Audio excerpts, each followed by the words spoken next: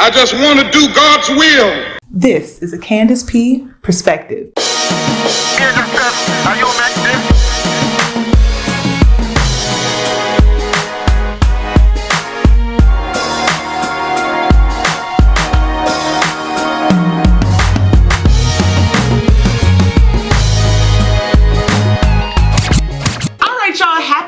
Happy New Year, happy Martin Luther King weekend, okay? I just want to do God's will. And he's allowed me to go up to the mountain. And I've seen the promised land. I may not get there with you, but I want you to know tonight that we as a people will get to the promised land. Now, shout out to Martin Luther the King, okay? That's what I call him, okay? Not Martin Luther King, I call him Martin Luther the King. Because he really is. I mean, all of his contributions to the civil rights movement and all that has done for us here today is everything. I'm grateful. I'm celebrating this weekend. I hope you are. It's a 3-day weekend, okay? Barbecue, talk about him, talk about what he has done for us, okay? Let's not forget. Because y'all know they want us to forget, but we ain't gonna never forget. Never. Never ever? Never, ever, ever. Never ever ever ever ever ever ever ever? Never ever, never ever, ever, never. Never. People don't forget. Now, speaking of never forgetting, thank you guys for not forgetting about me. Listen, if you're new to my channel, just hold on a second. We about to get to the topics in a second. The thing is, I've been gone from YouTube for 5 months. And before that, I was doing YouTube videos here and there. So I definitely owe my subscribers an explanation. Now, as I've stated before, you guys, I've been going through a lot, mentally, spiritually, emotionally, as we all have been during this pandemic. Now, I have 3 little kids. Where are they at? Where's my picture? Back here? My beautiful babies. Homeschooling them has been very hard. Hard on them, hard on me, hard on the house. So I couldn't really work and focus on my kids. I know some people do that, but for me, my kids come first. And as much as I had been working before the pandemic, even looking back, it's like I was just working so much. Video came out, this topic, whatever. And I'm like, oh my gosh, the pandemic woke me up. Like, girl, spend time with your children, spend time with your mom, your father, your husband. We were all locked down and we was missing our loved ones. And I feel like for me, I learned the lesson of really putting family first. Like, you think you're putting your family first until you realize you're not. So yeah, that in combination with some other things that, you know, unfortunately I just won't be sharing, but just know I was going through it. I had a lot of mental and spiritual battles, people attacking me in certain ways. And I know y'all always want me to clap back and respond and do things, but I just don't work like that. I'm sorry. I try my best, my absolute best, to hold my peace and let the Lord fight my battles. And you better believe he has been. He is and always will. And like taking this break, it's like I finally got to just sit back and listen to God tell me what to do, not do whatever I want, not be so focused on what everybody's saying, just actually listen to him and soak in what he wanted. And once I started doing that, once I started really trying my best to live in his will and not mine, I'm just like so happy. I'm just so happy. Like, I don't know how to explain it. I'm happy. I'm happy. I have a sense of peace that only God can give. Speaking of, I'll have a link to that video. I mean, that book right there. I'm gonna link it down below because that's the book that really helped me. Yeah. Anyway, it wasn't easy being gone, but y'all better believe that it was so worth it. It was worth it. And I'm just ready to see what God has for me. So many new things, and yeah. So as I took this 5-month break, I just had time. I had time with my husband. Oh, look, y'all, look what my man got me. Listen, he knew the assignment. He knew the assignment. Can y'all see? Can y'all see it? Okay, it's stacked, okay? It's like a ring inside of a ring and then a third ring. I'm excited, sorry. But yes, like reconnecting with my husband, my children, and it's just been amazing. Spiritually, mentally, emotionally. Like I said, it was a lot. I'm happy to be back, and I just want to thank y'all so much for still supporting me. Like, when you leave from YouTube, it's like, first of all, you're out of the algorithm. Your views are going to be low.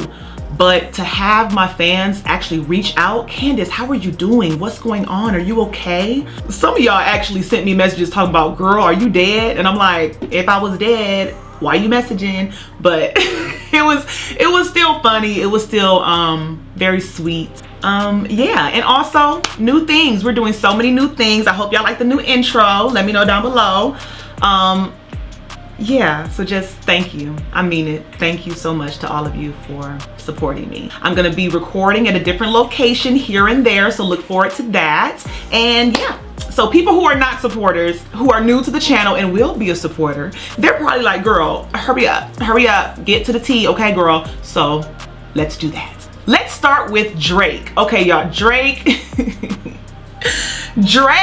put hot sauce in the condom and the girl was burning, okay? She was burning, and now she's trying to sue him, y'all. If you haven't heard this story, listen to this. Now, this story is alleged, but either way, it's hilarious. Okay, so listen to this. According to Paper Magazine, it says, according to gossip account called Too Much Hot Tea, the rapper hooked up with an unnamed Instagram model a few weeks ago. After attending a party together, the woman alleged they went to his hotel, they smoked some weed, and after they had sex with a condom, which Drake ended up disposing of in the bathroom. When he was in the bathroom, y'all, he put hot sauce in the condom. But listen, let's go to Too Much Hot Tea, because the way that they illustrated the story, let me just read it. Okay, Too Much Hot Tea said, allegedly Drake and the IG model allegedly met up on Instagram, and the two decided to link up a few weeks ago. The model and Drake had a romantic encounter, and what happened next was, well, crazy. After the party, they went back to his hotel, they smoked some weed for a bit, and he asked if she wanted to have sex. She said that he was very intent on ensuring things were consensual, as he should. They started with a bit of foreplay. He rubbed and sucked on her. He then went to the bathroom and came out with a condom on. She said he's about 7 inches thick and cut. They effed for about 20 minutes. He mostly hid it from the back and eventually came inside the condom. Why are they writing it like this? But that's what the girl said. Immediately after they had sex, he went back into the bathroom to dispose of it. She fished the condom out of the trash, untied it, and put the opening end into her vagina. And boy, was she in for a surprise. She said it felt like pouring hot lava onto her pussy. Her P-U-S-S-Y, you know we can't say words like that, but her pussy. She screamed, and then Drake ran into the bathroom. He admitted that he had poured a packet of hot sauce in the condom to kill the sperm. Now the Instagram model is threatening to sue Drake. Where do they do that at? Where do they do that at? Where do they do that at? You tried to trap him, and when the trap you tried to set didn't catch, you suing? Ma'am.